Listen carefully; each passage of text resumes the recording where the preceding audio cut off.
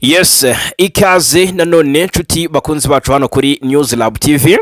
Reka nizere ko muguwe neza, reka nizere ko muryohewe n'ibihe, ndetse bifurize kugira ibyiza byose bitangwa n'ikiganza cy'Uwiteka. Turi mu gitondo cyo kuri uyu wa kabiri tariki 3 Werurwe 2026. Amakuru agezweho ku mutekano ku butaka bw'Urasirazuba bw'igihugu cya Kongo, mu Karere ndetse no muri Afurika tubagiye nari kuvugwa hakurya y'Inyanja Ngari, niyo tuzindukanye. Ni munyemerere nangire ariko mu by'ukuri bijyanye nuko mudukurikira 5 buri munsi, ndatangira nsano wivuguruza bijyanye n'inkuru maze iminsi ntangaje yuko Amerika ishobora kuba mu by'ukuri yaragize gutya igahagarika gahunda yo gufatira u Rwanda ibihano. Bimaze iminsi bihwiswa ko Leta Zunze Ubumwe za Amerika yaba amashyaka atandukanye y'aba Republike ndetse n'abademokrate amaze iminsi akora icyitwa igenzura ngo harebwe niba koko u Rwanda rwafatirwa ibihano bijyanye no kuba ngo rwarakomeje kugenda rugenda biguru ntege mu gushyira mu bikorwa ibikubiye mu masezerano ya Leta Zunze Ubumwe za Amerika ari ya Doha muri Qatar, kizwi nka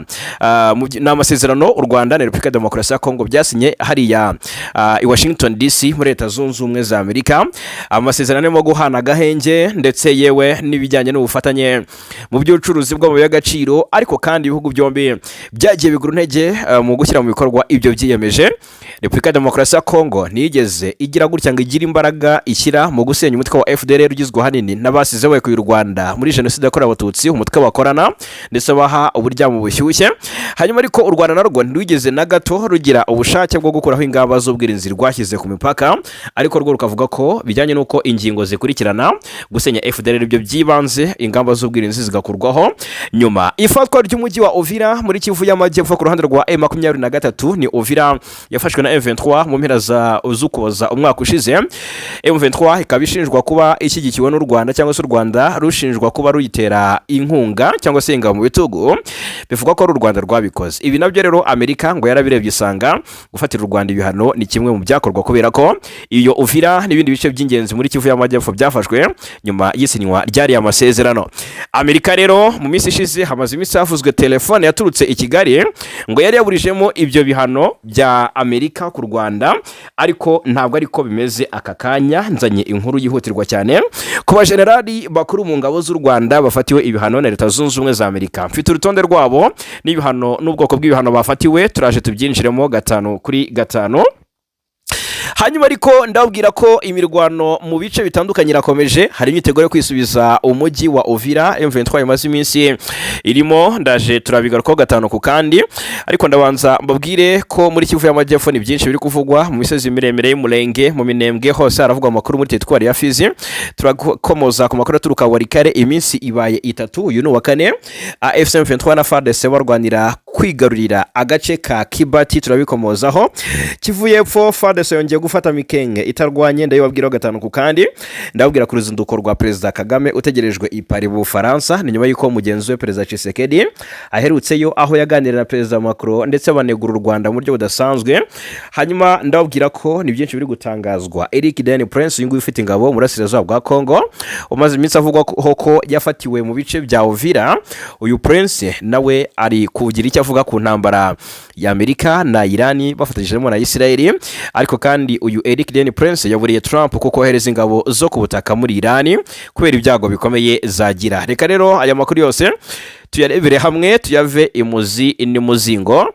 5 kuri 5 nongeye kuba ikaze. Reka kandi mbibutse ko byoroshye cyane gukomeza kwibanira natwe hano kuri News Lab TV, ni subscribe cyangwa sabone, ubundi bindi nta kindi usabwa uretse kubiduharira. Kanda subscribe cyangwa sabone, ukurikizeho like, tubone ko ubikunda, utanga igitekerezo, dutima twinshi muri comment, hanyuma unasangiza abandi aya makuru. Ibi byose ariko bikore mu gihe nawe ubwawe wumva wanogewe.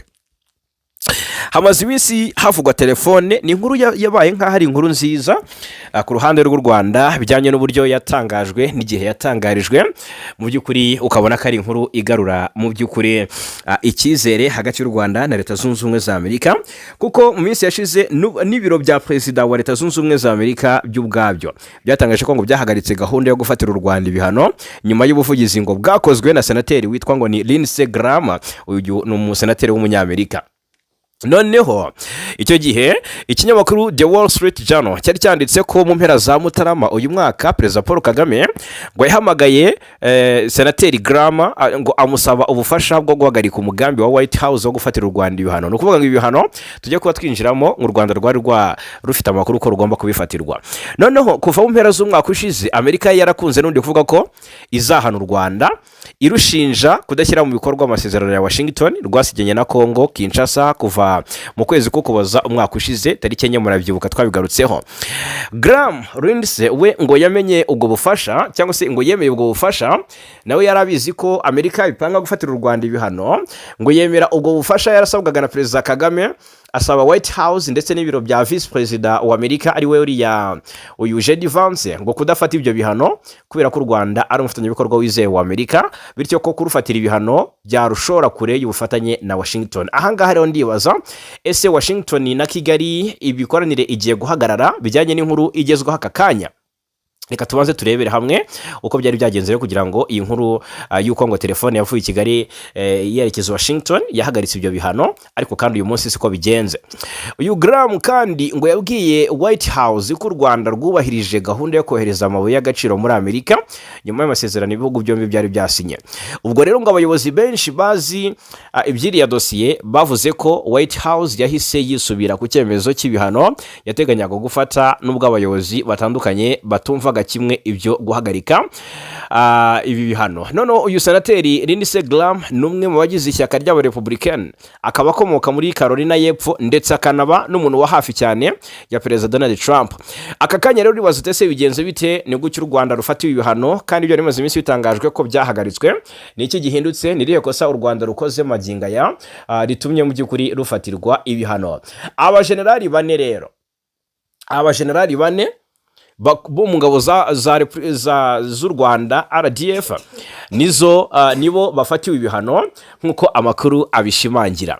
Leta Zunze Ubumwe za Amerika, ni ikinyamakuru bwiza cyabyanditse kiravuga kiti Leta Zunze Ubumwe za Amerika kuri wa mbere tariki 2 Werurwe 2026 zatangaje ko ngo zafatiye ibihano igisirikare cy'u Rwanda RDF cyangwa se Rwanda Defense Force ndetse n'abasirikare bakuru 4. Ishami rya Minisiteri y'Imari ya Leta Zunze Ubumwe za Amerika rishinzwe kugenzura umutungo w'abafatirwa ibihano OFAC cyangwa se OFS ryatangaje abayobozi bakuru ba RDF bafatiwe ibihano.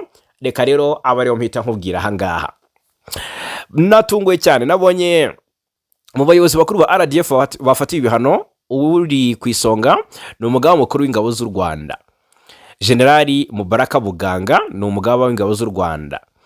Hakaba n'umugaba w'ingabo zirwanira ku butaka, no kuvuga ngo Mubaraka Muganga ni umugaba w'ingabo z'u Rwanda zose muri rusange, ariko hari n'umugaba mukuru w'ingabo z'u Rwanda zirwanira ku butaka Major General Vincent Nyakarundi, nawe yafatiwe ibihano. Sibo gusa, umuyobozi wa diviziyo ya 5 y'ingabo z'u Rwanda Major General Ricky Karusisi ndetse n'umuyobozi w'ingabo z'umutwe udasanzwe Brigadier General Gashugi Stanislas bose bafite ibihano na Leta Zunze Ubumwe za Amerika. Ndasubiramo, umugaba mukuru w'ingabo z'u Rwanda RDF General Mubaraka Muganga niwe uri ku isonga ry'abajenerali bo mu ngabo z'u Rwanda bafatiwe ibihano. Hanyuma Major General Vincent Nyakarundi akamuyobozi wa diviziyo ya 5 y'ingabo z'u Rwanda nawe yafatiwe ibihano. Major General Ricky Karusisi nawe yafatiwe ibihano ndetse n'umuyobozi w'ingabo z'umutwe udasanzwe Brigadier General Gashugi Stanislas. Amerika rero ishinja RDF n'abayobozi bayo ngo gutera inkunga, guhugura ndetse no kurwana ifatanyije n'umutwe witwaje intwaro wa M23. Umutwe wo isanzwe yarafatiye ibihano iwushinja guhonyora uburenganzira bwa muntu ndetse no guteza ikibazo gikomeye cy'impunzi no kuva mu byabo kw'abaturage b'abanyekongo bo mu burasirazuba bwa Kongo. Ivuga ko kandi RDF yashyigikiye M23 mu gufata ibice bitandukanye byo mu burasirazuba bwa Kongo birimo imijyi ikomeye ya Goma ndetse na Bukavu ndetse n'ahantu h'ingenzi hacukurwa amabuye y'agaciro.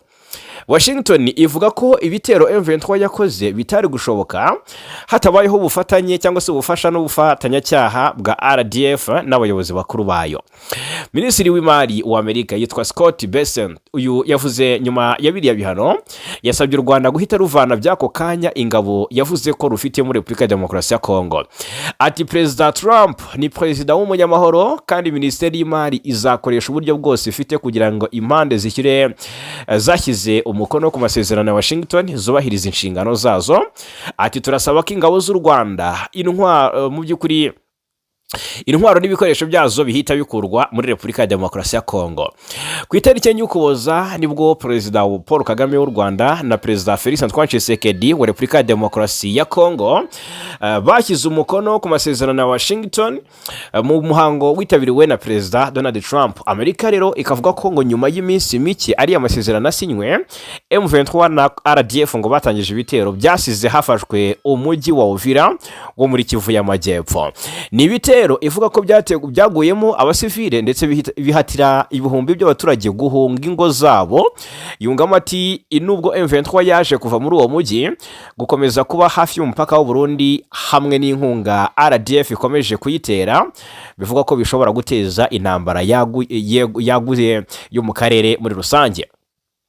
Amerika rero ahangaha isobanura ko ahangaha ubufasha RDF ihuriye mutwe burimo ubw'ibikoresho bihagarika ikoranabuhanga rya GPS, uburyo bwo kwirinda ibitero byo mu kirere, za drone n'ibindi bikoresho bya gisirikare nk'uko byagiye bivugwa n'impuguke za Loni kuri Repubulika ya Demokarasi ya Kongo muri raporo zigiye zitandukanye. Ivuga kandi ko ibihumbi by'abasirikare ba RDF bari mu burasirazuba bwa Kongo aho bafasha M23 kugenzura ibice bitandukanye, ndetse yashinje ingabo z'u Rwanda guhugura abarwanyi buriya mutwe no kuwufasha gushaka abarwanyi bashya barimo n'impunzi. Washington ivuga ko AFC M23 ifashijwe na RDF yakoze ibikorwa birimo kwica abantu hadakurikijwe amategeko, guta muri yombi abantu mu buryo bunyuranyije n'amategeko ndetse n'iyicarubozo. U Rwanda inshuro nyinshi rwakunze guhakana ko rutera inkunga M23, ariko minsi yashize rwavuze ko rufitanye nayo imikoranire mu by'umutekano. Ibihano Amerika rero yafatiye bariya abayobozi ba RDF birimo kuba imitungo yose bafite ku butaka bwayo cyangwa se igenzurwa n'abanyamerika igomba gufatirwa. Ubu kandi abanyamerika n'ibigo bikorera muri Leta Zunze Ubumwe za Amerika babujijwe gukorana ubucuruzi cyangwa se ihererekanya mari iryo ari ryo ryose n'abafatiwe ibihano keretse babyemerewe na OFAC. Kuri ubu rero u Rwanda ntacyo ruratangaza kuri biriya bihano. Icyakora Minisitiri w'Ububanyi n'Amahanga Ambasaderi Nduhungirehe aherutse kubwira RFI ko ibihano iyo biza kuba byakemura ikibazo cyo mu burasirazuba bwa Kongo, u Rwanda rwakiriza yombi kubihabwa. Agira ati ibihano biramutse byakemura ikibazo cy'ingutu kiri muri Kongo, ati nabishyire ejo. Hanyuma rero umukuru wa Dipolomasi y'u Rwanda yibukije ko mu myaka ibarirwa muri 15 ishize u Rwanda nabwo rwafatiwe ibihano rushinjwa gushyigikira umutwe wa M23, ariko bikaba bitarigeze bibuza uyu mutwe kongera gufata intwaro. Ati kandi murabizi ko hagati ya 2012 na 2013 nanone habaye gufatira ibihano u Rwanda. Ese byigeze bikemura ikibazo cya Repubulika ya Demokarasi ya Kongo na M23? Oya, intambara yubuye nyuma y'imyaka 8 mu Kwakira umwaka wa 2021. Minisitiri Nduhungirehe yashimangiye ko imvugo y'ibihano byafashwe nk'inkoni y'ubumaji nta kivuze.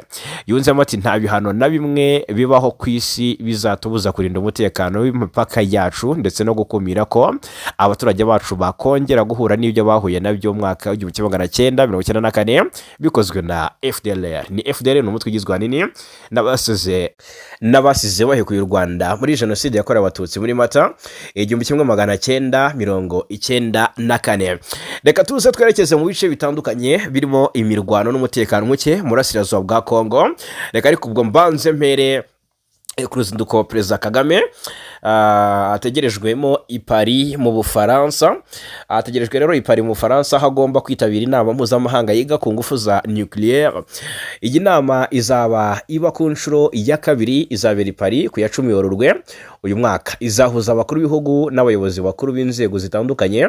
Usibye Perezida Kagame, mu bandi bazayitabira harimo Perezida Emmanuel Macron w'Ubufaransa, ndetse n'umuyobozi mukuru w'ikigo mpuzamahanga gishinzwe ingufu za nucleaire witwa Rafael Grossi.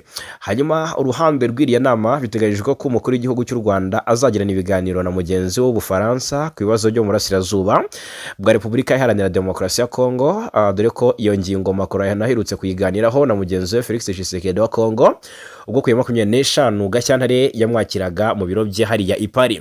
U Rwanda rero ruri mu bihugu mbarwa bya Afurika bimaze igihe bifite gahunda yo kubyaza umusaruro ingufu za nucleaire. Umuyobozi mukuru w'ikigo cy'igihugu gishinzwe ingufu za atomike mu Rwanda RAEB Dr Fidel Ndahayo aherutse gutangaza ko u Rwanda rukeneye arenga miliyari 5 z'amadolari, ni ukuvuga ngo arenga mu by'ukuri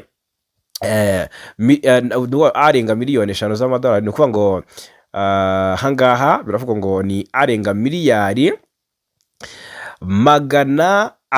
miliyari 700 z'amafaranga y'u Rwanda mu kubaka uruganda rw'ingufu za nucleaire rwitezweho kugira uruhare mu kongera amashanyarazi mu gihugu hose. Hanyuma rero ubwo reka tugaruke ku kibuga cy'imirwano mperi Warikare nkubite mbangura nkubwire ko aha Warikare iminsi irihiritse igeze kuri 3, impande zombi zesurana. Imirwano ikomeye yakomeje kuri wa mbere tariki 2 Werurwe Ikibati muri groupement ya Ruberike muri teritwari ya Warikare ni muri Kivu y'Amajyaruguru. Imirwano rero bivuga ko iri guhuza M23 n'ingabo za leta ya Kongo FARDC zigikiwe n'inyeshyamba za Wazalendo. Kuri uyu munsi rero wa gatatu wikurikiranya w'imirwano muri uyu mujyi w'ingenzi uherereye ku muhanda wa Mungazi Kashebere haba imirwano ikomeye. Ni nyuma y'imirwano yabaye ku cyumweru tariki ya 1 Werurwe bivuga ko impande zombi zagenzuraga aka gace. FARDC hamwe n'abatanyabikorwa babo ba Wazalendo bivuga ko bari muri centre ya Kibati no mu birindiro bibiri byahoze ari ibya M23 bivuga ko bataye. Ku rundi ruhande cyangwa se ku ruhande rwazo indwanyi za M23 ziracyagenzura ibirindiro bibiri ku muhanda ugana Kashebere, umuhora w'ingenzi cyane ku bijyanye n'urujya n'uruza rw'abarwanyi ndetse n'ibikoresho. Ubwo rero imirwano n'ubundi yasubukuwe muri iki gitondo cyo kuwa mbere nyuma yuko inyeshyamba zibonye ubufasha cyangwa se umusada ngo wavuye ikashebere nkuko amakuru atugeraho abivuga ngo urusaku rw'intwaro ziremere n'izoroheje ruracyumvikana muri kariya gace. Twibutsa ko imirwano yatangiye kwa gatandatu tariki 28 Gashyantare ubw'ingabo za leta zagabaga ibitero n'igitero cyo kwigarurira Kibati. Uyu mujyi rero ukaba ari ingenzi cyane muri teritwari ya Warikare kubera aho uherereye mu mihanda ihuza imijyi myinshi. Ni mu gihe FARDC igerageza gukaza ibirindiro byayo rero muri kariya gace, indwanyi za M23 nazo ziragerageza kwihagararaho bigatuma imirwano yongera mu gukomera muri kariya gace k'intara ya Kivu y'Amajyaruguru. Ni muri teritwari ya Warikare. Muri Kivu y'Amajyepfo naho FARDC yafashe uduce tw'ingenzi itarwanye nk'agace ka Mikenge. FARDC yakisubije ku itariki ya mbere ni ku cyumweru tariki ya 1 Werurwe. Izi ngabo rero za Kongo zongeye kwigarurira uyu mujyi wa Mikenge muri teritwari ya muri n'umujyi wa ahangari muri teritwari ya Mwenga, ariko umurenge wa Itombwe niwo wafashwe na FARDC. Ahangari rero ngo byabayeho nta mirwaro nta sasu rivuze. Aka kanya Uvira ubwoba ni bwose, Uvira icyoba ni cyose. M23 birahwihizwa ko yaba yatangira urugendo rwo kwisubiza umujyi wa Uvira mu rwego rwo kubabaza coalition nabo ku ruhande rwa guverinoma Kinshasa, kubabaza mu buryo budasanzwe, umutima n'umubiri bakawubabaza bakabitoneka mu buryo bukomeye, kubera ko bamaze iminsi nabo bakozwemo biciwe Lieutenant Colonel Wilingoma umuvugizi wa M23 mu bya gisirikare. Ubu ngubu ni colonel kuko yapfanye imbunda, yapfanye intwaro, agomba guhita rero azamurwa mu ntera mu mapeti kuko yapfuye nk'intwari. Hanyuma ariko nyuma y'urupfu rwa Wilingoma M23 yafashe uduce twinshi tw'ingenzi hariya muri teritwari ya Masisi, ni muri Kivu y'Amajyaruguru. Utwo duce dutanu twafashwe mu by'ukuri byari byavuzwe ko M23 sino kudufata gusa ahubwo yiciyemo abagera hafi ku 150 bagize coalition nubwo nayo yatakaje abatari bake nubwo byavuzwe ko ngo ni 19 18 gutyo ariko coalition yarabajwe bikomeye. M23 yafasha agace k'ingenzi cyane ko muri Masisi ka Kasenyi, ifata agace ka Luke, Katobotobo, Kanilo ndetse na Kazinga. Hanyuma byari byaje bikurikira ifatwa rya Kasenyi ariko ntabwo uko ari ukwihorera M23 ishaka, uretse kuba yarishe n'umwe mu bayobozi bakomeye mu gisirikare cya Kongo, ahubwo noneho muri Kivu y'Amajyepfo ngo igiye kwandika amateka y'Isubiye Uvira. Nubwo bivuga neza ko ngo Amerika ariyo yirukanye M23 muri uriya mujyi, bishobora kuza gukurura uburakari bwa Amerika, ariko biravugwa ko M23 yatangiye kwicuma ngo yigarurira umujyi wa Uvira mu rwego rwo gusheshekesha coalition yatangiye kwigamba ko ifite insinzi mu biganza ndetse no kwerekana mu by'ukuri ku ruhando mpuzamahanga ku uyu mutwe atari kuvogerwa. Ni mu gihe Kongo imaze iminsi yakira imisada ya drone ndetse n'indege za Sukhoi zaturutse muri Angola ndetse n'ingabo, havuzwe amadrone ndetse n'izindi ntwaro zigezweho zakorewe muri Serbia zaguye hano cyangwa se zadeployinzwe hano ku kibuga cy'indege mpuzamahanga cyitiriwe Melchior Ndadaye cya Bujumbura mu Burundi, n'ibindi bitandukanye biri gukorwa. Afurika y'Epfo yiteguye kohereza ingabo muri Burasirazuba bwa Kongo, havuzwe ko hiteguye koherezwa izindi ngabo z'Ububirigi, byavuzwe ko hari n'ibindi bikoresho bishobora kuva mu gihugu cy'Ubufaransa bizanywe ngo byifashishwe n'uburi na ziriya ngabo ziri ikisangani mu ntara ya Chopo. Ikigezweho rero M23 amakuru aravuga ko mu by'ukuri abarwanyi ba M23 mu by'ukuri ngo ntago kuba barishe uwitwa Generali Machano Tabangeshe wahoze mu mutwe wa Raya Motombe kimbere kwinjira muri FARDC ejo bundi rwose, ngo ntabwo bisobanuye kwihorera, ngo barashaka kubabaza coalition bayiciye abasirikare ndetse banayifatanye uduce tw'ingenzi yigambaga kwisubiza. Iyi Uvira rero akakanya iravugwamo umwuka w'ubwoba mu buryo budasanzwe. Uyu mwuka w'ubwoba rero uravugwa cyane mu baturage bahariye muri axe zitandukanye za Uvira, by'umwihariko rero murabizi ko nko muri axe za Kigongo ahitwa Katongo ndetse na Remera. Iyi Remera yo imaze iminsi numvikanamo imirwano ikomeye hagati ya M23 na FARDC. Ni imirwano yanatumye abaturage benshi banahunga. Ubu muri izi axe rwose harabarurwa ejo rero nago umuryango OCHA n'umuryango ni ubwo hasotse raporo y'ibiro by'umuryango w'abibumbye bishinzwe guhuza ibikorwa by'ubutabazi OCHA, ivuga ko rwose abantu barenga 50 bavuye mu byabo muri ziriya nce ndetse ko abasigaye nabo bariho batariho. Ariko kandi M23 ahangaha naga ikigamije ngari uguca igikuba ahubwo no gutabara abaturage ngo barindira umutekano mu buryo budasanzwe. Hakavugwa ibikorwa by'ubugizi bwana bibiri gukorerwa abaturage bikozwe na Wazalendo mu midugudu ya Kanga, Kigoma ndetse na Nyakabere nahitwa Mutarure. Ibi rero ngo M23 igiye kuba ibishyiraho umusozo, aho imirwano yabiraga mu bice bya Remera. Rero abaturage bagize ubwoba, ariko ubungubu bafite icyizere ko M23 ngo ziri hafi aho zishobora kuza kwa advancinga zikaba zababohora. Icyo nshaka ko tugarukaho rero hangaha Uvira nuko ngo hari gukorwa deployment. Izi deployment ngo nizi ngabo z'abakomando ngo ziri gukorwa, ngo bari guturuka mu bice bya Kamanyola ngo berekeza mu bice bya Sange. Ngizi deployment M23 ari gukora, abasirikare bari kuva mu bice bya Kamanyola berekeza mu bice bya Sange. Ubwo ntumbazaho banyuze ibice bya Mitimbiri niyo bari gukoresha uyu muhanda route nationale numero 5, niyo bari guca hano za Rubarika, Ruvungi, Bwegera, Tombe, hangaha za Ruberizi, za Mutarure, Nyakabere. Ubwo biravuga neza ko Sange ngo hongeye koherezwa ingabo. Ubwo rero zishaka kwerekeza Kabunambo, za Runingu, Kiriba. Birashoboka ko rwose Kawizi zahaterera zikerekeza Kara mu marembo ya Kavimvira. Aha Kavimvira rero ngira ngo naho dute tuvuga amakuru yihutirwa cyane ari guturukayo. Muri ibi bice bya Kavimvira hasohotse amakuru akomeye cyane asa nkaho ashinja umutwe wa M23 gukora ibikorwa bigayitse cyane. Birasa nkaho ari amakuru akubiye muri raporo yakozwe. Twabonye amakuru yizewe rero. M23 niyo yatangiye ibyitirirwa, hari habonetse ngo imirambi 151, noneho leta ngo ni imirambo y'abaturage, hanyuma leta ya Kongo yegeka kuri AFC M23. Tariki 28 ubwo no musibejo nibwo guverinoma Kinshasa by'umwihariko muri Kivu y'Amajyepfo yasohoye itangazo. Noneho muri iryo tangazo riravuga ko ngo mu mujyi wa Uvira mu duce twa Kavimvira ndetse na Kilomoni ngo habonetse ibyobo bibiri birimo imibiri y'abasivile 151 bishwe. Iryo tangazo nk'uko bivugwa ryashyizweho umukono na Didier Kabini, minisitiri w'itumanaho akaba n'umuvugizi wa guverinoma y'intara.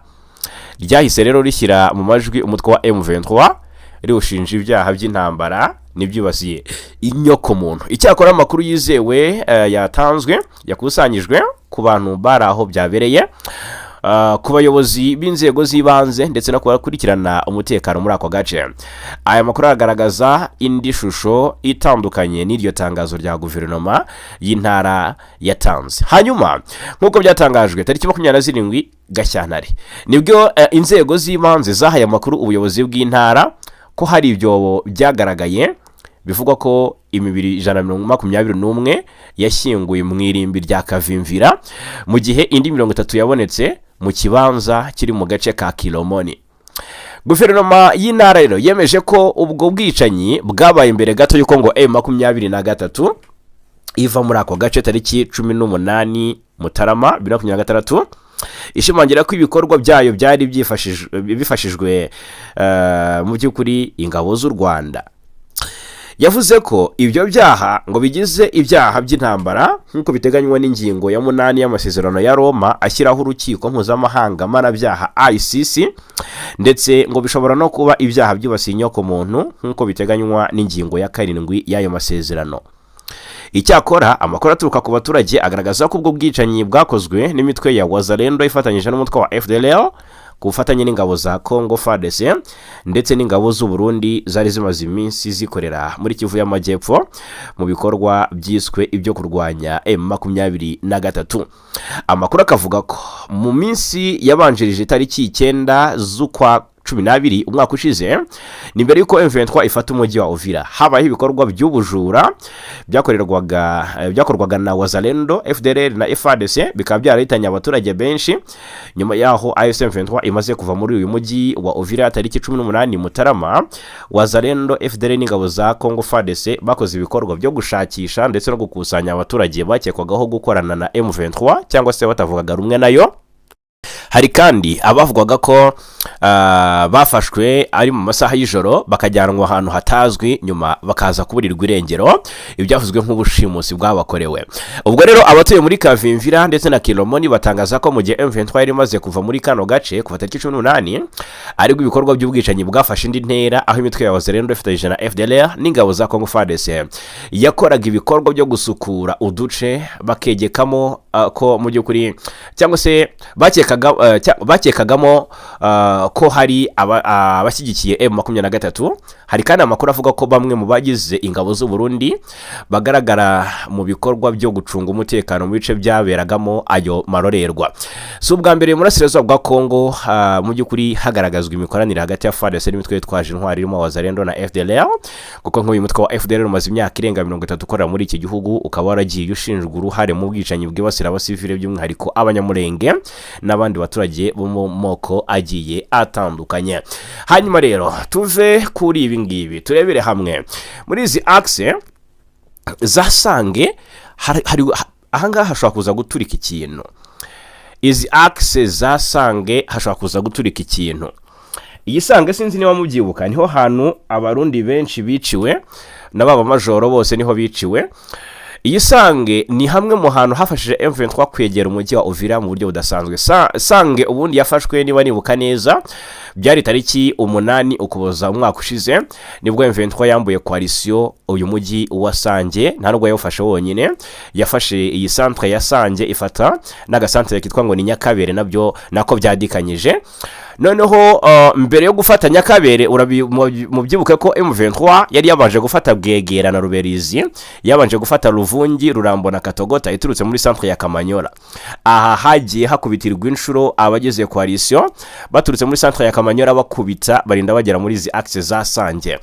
Aha ngaha rero ni kugira ngo ugereyo ni umuhanda n'umwe, ni route nationale 50 niwo rero ugufasha kugera muri uyu mujyi wa Uvira. Coalition rero yakubiswe umugenda irakubitwa kugira ngo M23 ifate Uvira rero iri Sange. Aka kanya birayisaba kuva Sange igafata ibindi bice by'ingenzi birimo centre ya Runingo igafata na Kiriba kuko nizo ziri muri iyi teritwari. Ni urugendo rw'ibirometero nka 30 uvuye aha ngaha Sange kugira ngo werekeze Uvira. Ubwo birumvikana ko M23 ifite akazi gakomeye, ariko kandi muri iyi minsi hamaze iminsi havugwa ko uyu mujyi wa Uvira urimo igisirikare cya Congo FARDC, FDLR, FDNB, Wazalendo, urimo abacanshuro, ariko haje n'abasirikare ba Angola. Bikavuga ko hari n'abapolisi ba mu gisirikare cya Congo bamaze kwinjira mu bugenzuzi bw'uyu mujyi wa Uvira. Ikindi kivugwa nuko hangaha Uvira hari ingabo za MONUSCO zigomba kwerekezayo kurinda umutekano wa hariya, zigakora nk'abamediateri.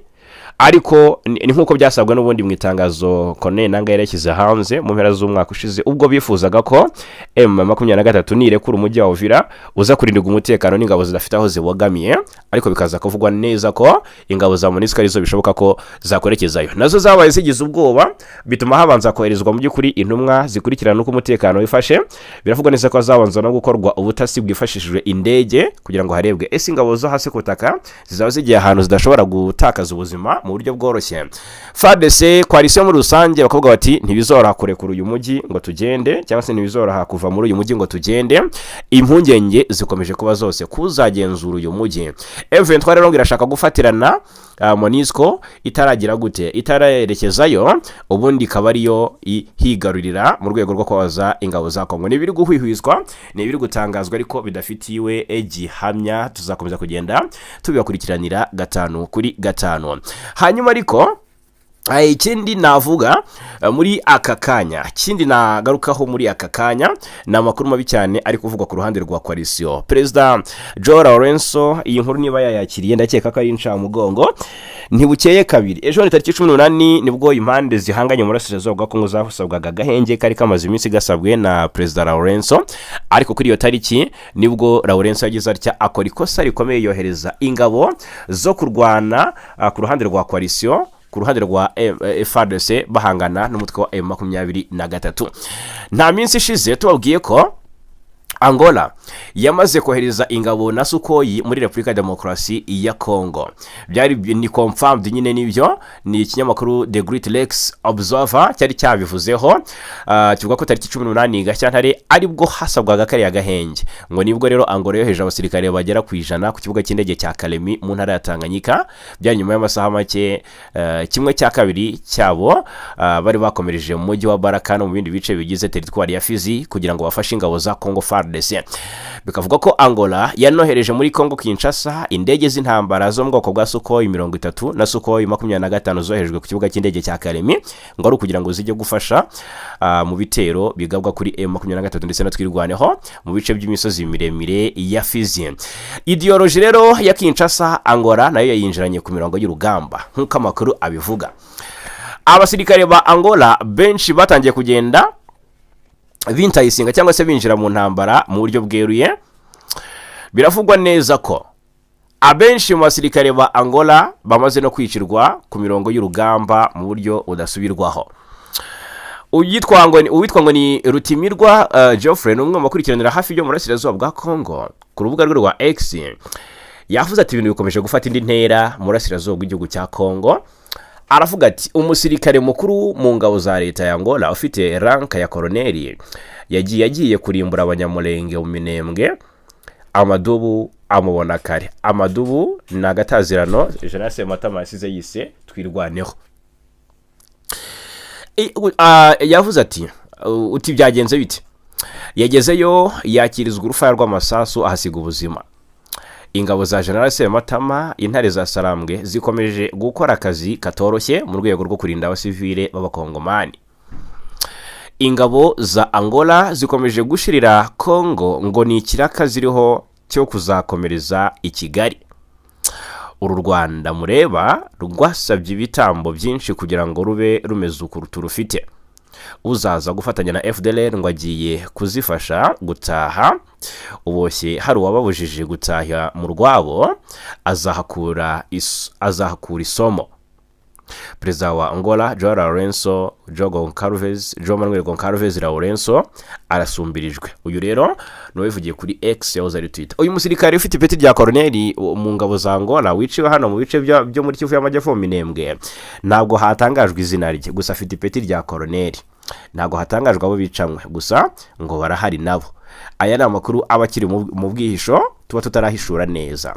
Turaha rero kugira ngo tuhababere 5 tuze kubabwira byinshi ku makuru aza kuba ahishurwa. Ni mu gihe muri Kivu y'Amajyepfo tugiye gukomereza mu makuru avuga mu Mikenke, ariko reka mbanze mubwire ibiri kuvugirwa ku kibuga cy'indege cya Bangboka hariya Ikisangani mu ntara ya Chopo. Murabizi ko mu ijoro rya tariki 31 rishyiri ya mbere Gashyantare havuzwe ibitero bya M23 ndetse ngo n'ingabo z'u Rwanda. Kuri ubu rero nanone ubutegetsi bw'Kinshasa bw'intara ya Chopo mu burasirazuba bwa Kongo bwatangaje ko ikibuga cy'indege cy'umurwa mukuru w'intara Kisangani ku munsi ku cyumweru kibasuwe n'ibitero by'indege za drone z'ubwiyahuzi zizwi nka kamikaze. Ikibuga cy'indege mpuzamahanga cya Bangboka cya Kisangani rero cyaherukaga guterwa na drone ku itariki ya mbere Gashyantare 2026. Icyo gihe umutwe wa M23 wigambye ko ari wo wari inyuma y'icyo gitero, ndetse bavuze ko washoboye gusenya ikigo cyifashishwaga n'ihuriro ry'ingabo za leta ya Kongo Kinshasa mu kugaba ibitero byo mu kirere. Ibyatumye nabi Bujumbura bashyubwa, kuko Bujumbura naho ni hamwe mu hantu coalition iteri turutse ikoresheje indege.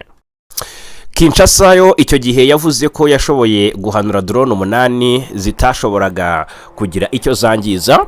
Umuvugizi w'intara ya Chopo Claudine Elondia mu itangazo soho yavuze ko enye muri zo drone zari zateye zirasirwa mu kirere cya Bangboka hagati ya saa 9:48 ndetse na saa 1:48 z'umugoroba.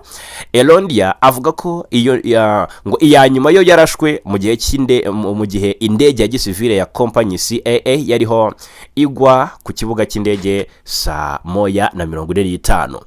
Ni itangazo rya Elondia ryavugaga ko izo drone zoherejwe n'umutwe wa M23 ufashijwe n'u Rwanda, gusa impande zombi ntacyo zasubije kuri ibyo zashinjwaga. Colonel Nanga kuri M23 yari yavuze ko indege z'ingabo za leta zikoreshwa cyane mu gutera aho bagenzura, ngo ubu zizajya zirasirwa aho zitera ziturutse.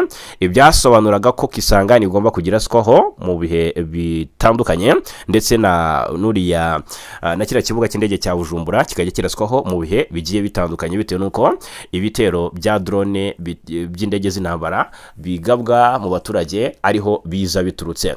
Aka kanya rero indi nkuru yaje dusesekaraho isa naho ari inkuru mu by'ukuri ikomeye cyane, nuko ku munsi w'ejo hongeye kugabwa ibitero bya drone z'intambara zo mu bwoko bwa CH-4.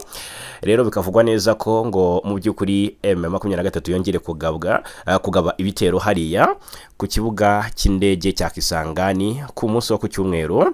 Ni indege z'ubwiyahuzi zizwi nka kamikaze. Ntabwo M23 iragira icyo ibivugaho, na maginga ya ibikubiye mu itangazo guverinoma Kinshasa yashyize hanze cyangwa se yatangaje, ntacyo M23 irabisubizaho. Turakomeza rero gukurikirana uko ibintu byifashe cyangwa se icyo M23 iza kubivugaho, tuze kukibabwira 5. Tunyarukire muri teritwari ya Mwenga ndetse no mu bice bya Mikenke, turebera hamwe uko situation imeze. Ahangaha rero muri Sud Kivu hakomeje kubisobanura ry'imirwano n'ihangana rikomeye hagati y'ingabo zirwanira uburenganzira bw'abaturage zirimo MRDP twirwaneho na M23 ndetse n'imitwe twaje intwari imaze imyaka myinshi ihungabanya umutekano w'abaturage ariyo Wazalendo na FDLR bifatanyije n'igisirikare cya Repubulika ya Demokarasi ya Kongo hamwe n'ingabo z'u Burundi n'iza Angola muri urwo rwego kongera kwisubiza agace ka Mikenke gaherereye muri teritwari ya Mwenga. Iyi ni inkuru ifite uburemere bukomeye mu rwego rwa gisirikare no mu rwego rwa politike. Umujyi muto wa Mikenke ubarizwa muri teritwari ya Mwenga, ni muri Kivu y'Amajyepfo. Aka gace rero kamaze igihe kirekire karangwa n'imirwano ikaze. Mu kwezi kwa kabiri umwaka ushize wa 2025 kafashwe na twirwaneho nyuma yo kwirukanamo ingabo z'u Burundi, iza Congo FARDC, Wazalendo na FDLR. Hanyuma amakuru yatanzwe n'uruhande rwa leta rero agaragaza ko Mikenke yongeye kwiyusubizwa n'ingabo za Repubulika ya Demokarasi ya Congo FARDC n'abafatanyabikorwa bazo barimo ingabo z'u Burundi, iza Angola, Wazalendo ndetse na FDLR ku manywa yo ku itariki ya mbere Werurwe uyu mwaka, ni ku munsi w'ejo. Hari kandi n'amakuru yemeza ko MRDP twirwaneho igikomeje kugenzura igice kinini cya Mikenke, nubwo kugeza ubu nta tangazo ryemewe n'impande zombi rirabihamya ku mugaragaro.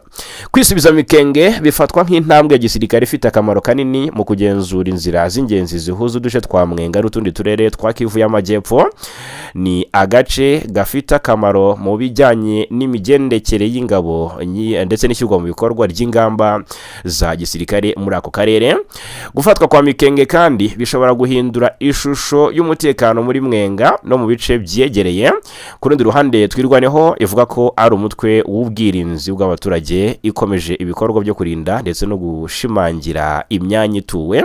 Ibi bikorwa bikaba bigamije gukumira igitero icyo ari cyo cyose cyagabwa ku baturage aho batuye imisozi y'umurenge muri Kivu y'Amajyepfo. Hanyuma rero icyakora nubwo hari amakuru avuga ko ingabo za leta ya Kongo zafashe Mikenke, abasesenguzi mu bya politiki n'umutekano baragaragaza ko amateka y'aka karere yerekana ko kwisubiza agace kamwe bidahagije, kuko mu by'ukuri igihe icyo ari cyo cyose MRDP twirwaneho ishobora kongera kuhigarurira nk'uko byagiye bigaragara mu bihe byashize. Nubwo kwisubiza Mikenke ari intambwe ifatika mu rwego rwa gisirikare, ikibazo nyamukuru gikomeje kwibazwa no kumenya niba izo mbaraga za gisirikare zizaherekezwa n'ingamba za politiki zishobora kugabanya impamvu zishingiye ku makimbirane. Abasesenguzi bemeza ko amahoro arambye muri Burasirazuba bwa Kongo asaba rero kuvugurura inzego z'umutekano ndetse no kuzongera ubushobozi nk'uko bivugwa, gushyira imbere ibiganiro byimbitse byunga impande zose, kurinda abaturage no kubafasha gusubira mu byabo mu mutekano usesuye, gucunga neza umutungo kamere mu buryo buboneye kandi burambye. Ni mu gihe ibikorwa bya gisirikare bikomeje mu by'ukuri ijisho ry'akarere n'umuryango mpuzamahanga rihanzwe ku buryo ubuyobozi bwa Kinshasa n'abafatanyabikorwa babwo bazakoresha iyi nsinzi ya gisirikare mu kubaka inzira irambye y'amahoro n'ituze.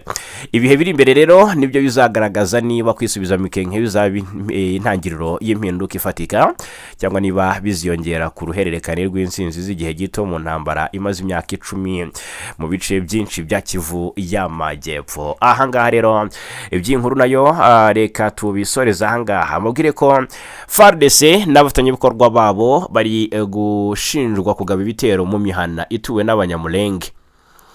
Amakuru aturuka i Murenge ndetse ni muri teritwari ya Minembwe muri Kivu y'Amajyepfo aruga ko ngo habaye imirwano ikomeye nyuma y'ibitero byagabwe mu mihana y'abanyamulenge. Abaturage bakavuga ko rero ibi bitero byagabwe n'ingabo za leta ya Kongo zizwi nka FARDC zifatanyije n'imitwe y'ingabo bivugwa ko zishyigikiye. Hanyuma aho ibitero byabereye ni igihe byagabiwe cyangwa se aho ibitero byabereye ndetse n'igihe byagabiwe nk'uko amakuru yemezwa n'abaturage bo muri ako gace bivuga. Ibitero byagabwe mu masaha y'igitondo cya kare muri wo kuri iki cyumweru tariki ya mbere, byibanze mu duce twa Gakenge, Mukoko ndetse na Nyaruhinga duherereye mu Burasirazuba bwa Centre ya Minembwe. Abaturage rero barashimangira ko ibitero byagabwe n'ingabo za Kongo FARDC zifatanyije n'imitwe irimo Wazalendo, abarwanyi ba FDLR n'abacancuro, imbonerakure z'u Burundi ndetse n'ingabo z'u Burundi n'iza Angola. Ibirego ntibyigeze bihabwa igisubizo ku mugaragaro n'impande zivugwaho kugira uruhare muri iyo mirwano.